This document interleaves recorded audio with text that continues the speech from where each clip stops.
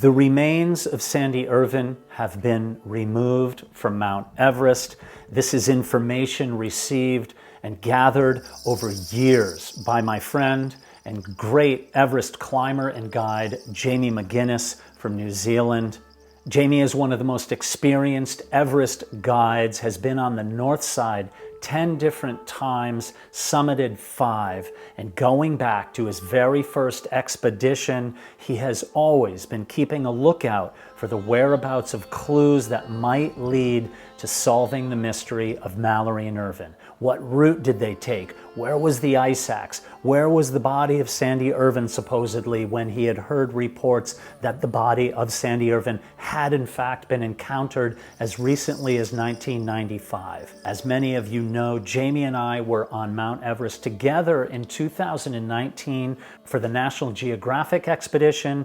That was with Mark Sinnott and Renan Ozturk. We were looking for the body of Sandy Irvine and the camera he was believed to have been carrying at that time. For many years, Jamie has had information that has led him to believe that the body of Sandy Irvine is in fact off the mountain. And when we were preparing to depart for Tibet in 2019, I can remember some hesitation in his voice, thinking, gosh, Jamie kind of seems like we're never going to be successful, which isn't unlike the way that I felt in 1999 when I departed for the Mallory and Irvine research expedition that did find the body of George Mallory.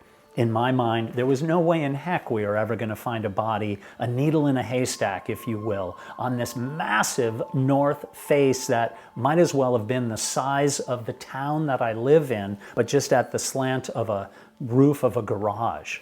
In that, Jamie has worked on the mountain so many years over the last 2 decades or so. He has gotten to be friends with many very high-ranking officials in the China-Tibet Mountaineering Association. And in those conversations that he has had with them, he has slowly revealed more and more information that is really honestly shocking to anybody who thinks that Sandy Irvine is still up on the mountain. Now, going back to 2019, when our team was driving into base camp along the Tibetan plateau, Jamie discussed some conversations he had had with a Sherpa who had said he had encountered the body of Sandy Irvine back in 1995. Jamie is friends with that Sherpa. We said, why not give him a call right now, which he did. Jamie made the phone call. The gentleman was extremely happy to hear Jamie. They chatted for a minute, and then Jamie said, hey, I have a couple of questions about that time that you encountered the body of Sandy Irvine. Then, click, he hung up the phone. Conversation over. Tried to call back thinking maybe the telephone conversation had been dropped through the airwaves. Nope, no answer. That was it. No more talking. Oh my gosh. So we're like, what the heck is going on? So why would this guy try to hold back information about seeing the body of Sandy Irvine? Well, we still don't really know. We have some ideas. Jamie will discuss that in our conversation that you're going to see in a moment.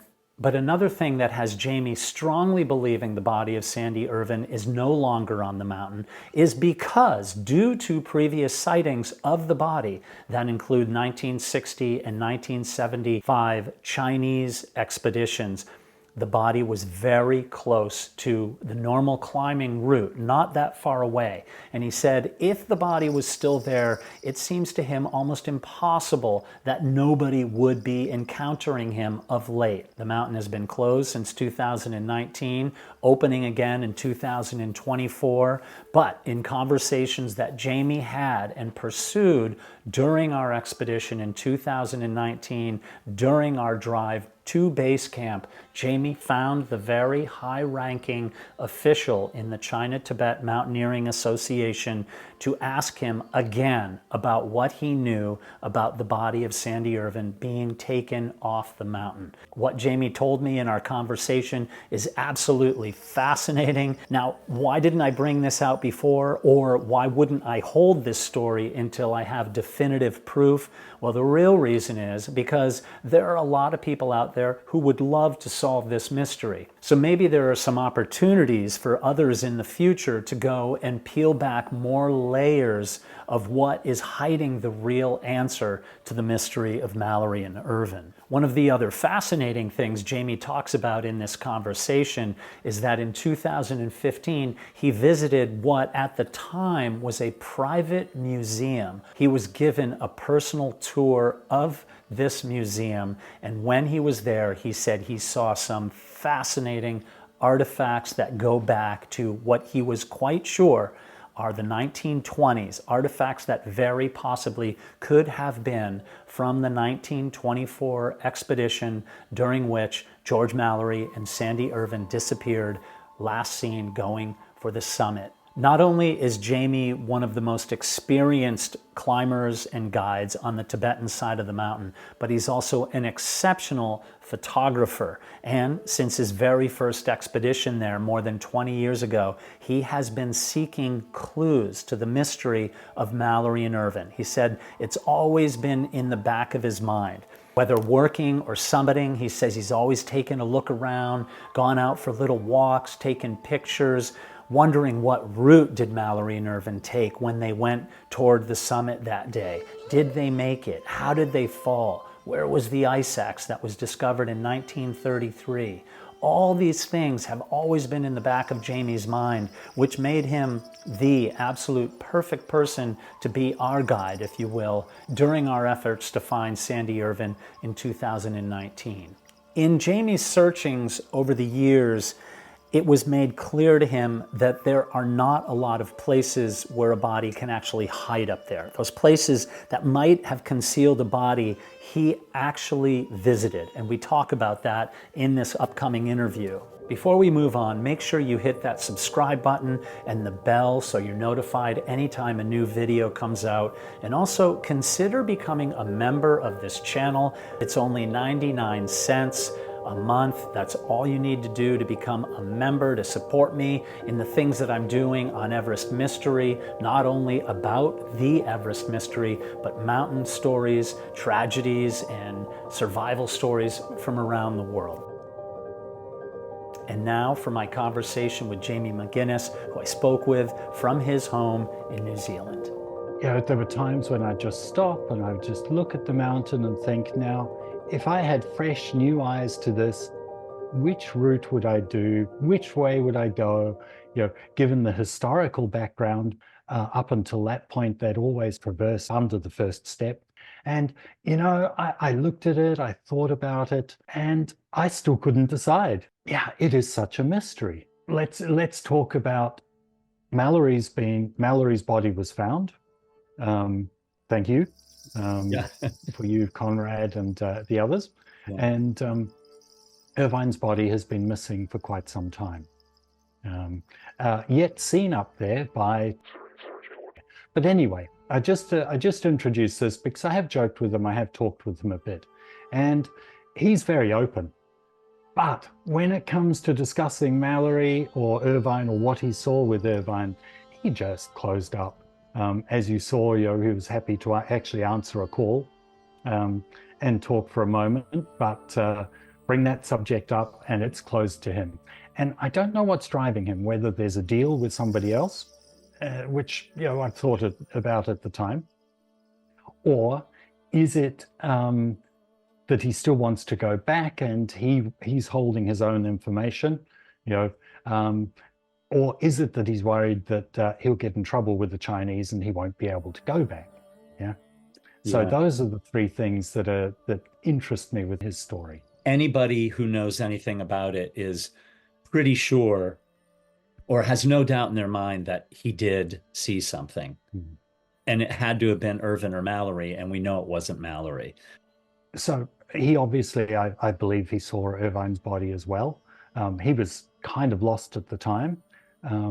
What it does mean, and also with the lost Chinese climber who saw Irvine's body, is that basically it's in an accessible location for somebody climbing without ropes.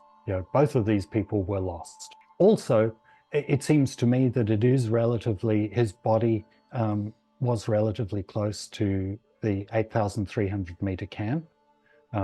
Whether that's 20 minutes or 10 minutes, but he's relatively easily accessible from there. to my mind, and this is more of a guess, is that I have a feeling Irvine's body was visible years ago if you looked very carefully. A lot of people looked, but were we looking too late? It's fairly clear. This brings me to the point that his body is almost certainly no longer up there. We gave it a good search with drones, not perfect snow conditions, ideal snow conditions, but still, with some decent visibility. And we found spotted several other bodies. So we knew that we weren't missing anything big, anything that was the right size.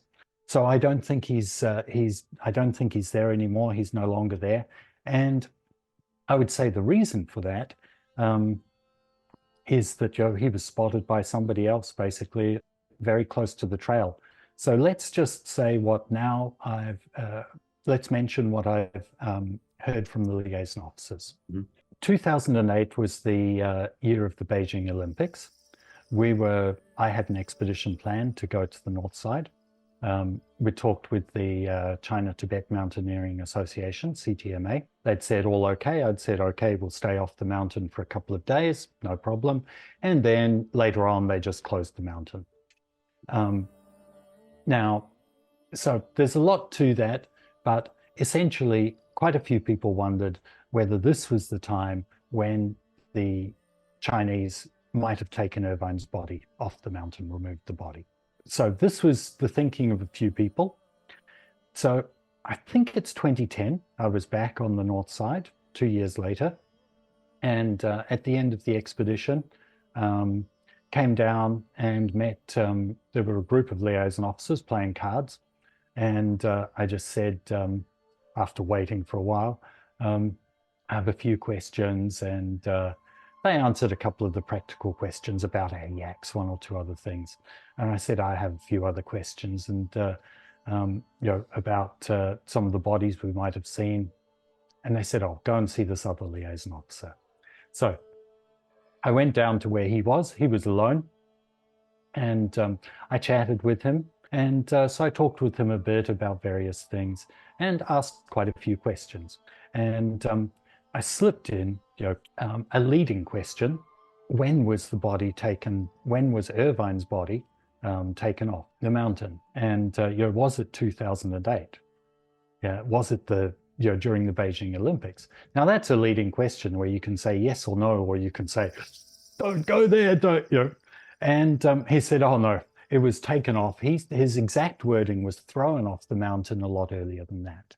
So the thrown was said in a way that he couldn't quite find the right words in English, perhaps. So I'm not sure he exactly meant thrown, but maybe removed, maybe cleaned up and disposed of much earlier than 2008. Thrown the body off much earlier than 2008. Now, how much earlier? I didn't ask him. He gave me a good one-line answer, and I left it at that, and perhaps I shouldn't have. So we need to find that guy. Your friend. Right. So we went to find the guy. So I went to find the guy with Renan and yourself in 2019. Mm-hmm. And I spoke with him quietly on the side. There was another liaison officer that came along with us, who's always been very pleasant to me, very nice, who really comes across also as a very honest person and a good heart. So I met them. We went to a big open area, plenty of that in Tibet, and just had a bit of a talk and said, this is what we have an expedition. This is what we're doing. You've got the privacy. You've got whatever we don't want to give any of the game away in terms of identifying people who might be involved, who might give us information. Anyway, so they went and had a discussion. As I had said, I want to know more about what you've said about this body being thrown off or removed from the mountain. They went and had a discussion amongst themselves, quiet discussion for several minutes. It wasn't a short conversation. It was a decent conversation. They obviously ran through ideas in their head, and they got back to me and said, basically, we don't want to say anything. So I hadn't pushed hard. You can't push hard in a situation like that. but they have something that they know that they didn't want to discuss at that time. So it's absolutely clear there is some knowledge between the two of them as well. What that knowledge is, other than the body was removed, probably Irvine's. Amazing. I So, don't know. Jamie, that's fantastic. So, because there were a couple of times during the 2019 expedition, we were all hopeful and ignored that information like we did because we're on this film project. And you would say occasionally, "You're never going to find him up there." And I was like, I remember one time I actually was really upset with you, and I was like, "Jamie, you're so negative." And to this day, I feel like I was so mean to Jamie. I yelled at him. But you were just being honest. It's like because you're like just you can't there can't have been a nicer person on the mountain. I was like, Jamie, and I remember so upset in the moment, and it occurred to me you knew in your heart of hearts that as one of the liaison officers said, we're barking up the wrong tree. We're going up the mountain when going up the mountain wasn't the place we should be looking. At least that was the information. Let's now jump to 2015. There's the earthquake in Nepal, and I end up going to Tibet in August 2015. Now, I'm hoping to size up a 7,000 meter mountain, which we can get permission to climb. It turns out that the agent had not told everything. And we got there, myself and my partner, and they said, actually, we can't give you a vehicle of ours because they have a special number plate. They're not allowed to drive. There was a 6-month period where tourists weren't allowed in Tibet, basically. They helped us. They were very nice. But in the end, so we went out, we did a few things. And then as one of the little perks, we were shown around this museum out of Lhasa. Now, this was the private museum. Now, I assume this is who's was the head of CTMA and then the Tibet Climbing School. It was his private museum, I was told. He's fine, you're going to have a look at it. They suggested we went and had a look. Now, I looked around. I took a few phone photos. They have a fake Yeti standing up there. They have a real wolf stuffed, of course. But in one of the other rooms, I was looking and I was thinking, "Ooh, I have to think about this because wait, there's a boot from 1920s. Is it from 20s or 30s? It sure looked like it was from the 20s. There are one or two other artifacts there that I'm really wondering how they could be there." Now, stupidly, at the end of the trip, I was like, okay, I must make some notes because I couldn't pull out my phone. But then we got talking about other things and I didn't make a lot of notes. But this is the other thing. So this leads on to my point with there are some artifacts there which are not necessarily known to be there, not expected to be there. Somebody needs to research that, whether they're Chinese, whether they're Hong Kong, or whether they're Western. But it leads me to this point that when I look back in my dealings with people about this question, was that they might have assumed that everybody knew that both bodies had been taken off, or one body had been taken off. Irvine's body had been taken off. Artifacts had been found. Artifacts are in the museum. I kind of wonder whether the Chinese, the authorities, Tibetans really, kind of knew all this and were just a bit surprised when we were still looking and still floundering around in the dark almost. Oh, so the laugh is on us. So they're banking big on a big National Geographic and Discovery Channel expedition in which a lot of money was spent. Mm-hmm. And meanwhile, it's in possibly the answer is in a private museum outside of Lhasa. And are they really hiding it? If you ask people detailed questions, all of a sudden, perhaps they will. They'll back off, yeah. But I have a feeling that there are some people who would just open up, providing that it was anonymous. Amazing. So, Jamie, It is a fascinating mystery, and I think that it's still worth people going up and having a look. And I'd love to see somebody go off route and do the Norton Couloir and attempt it Hmm. real alpine style, maybe just two or Hmm. three climbers on a rope. So there's always Hmm. you could simul climb with somebody in the middle, maybe, you know what I mean? Something Hmm. like that, the rope Hmm. sliding through. It's a fascinating mystery, but the private museum in Lhasa, we're going to have to Yes. get somebody on the ground there and maybe look. And I don't know if it's me or you or who we can get there, but that could be nice.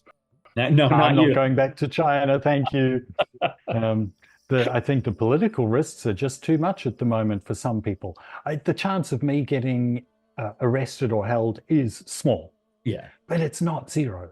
You know, New Zealand's a small country. China really doesn't like the way we're talking about joining intelligence groups Yep. um, and things. And the Chinese just poke people in the eye, literally.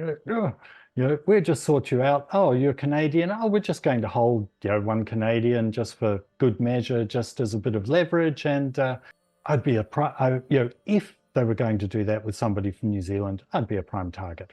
So I'm Yeah. not going back. That's easy. But Very good. with the change of regime, with the change, things might change. But it does seem to me, in very limited reading, that the museum is now visited by Chinese tourists quite regularly. Perhaps it's open a lot more. It was really open for us in 2015.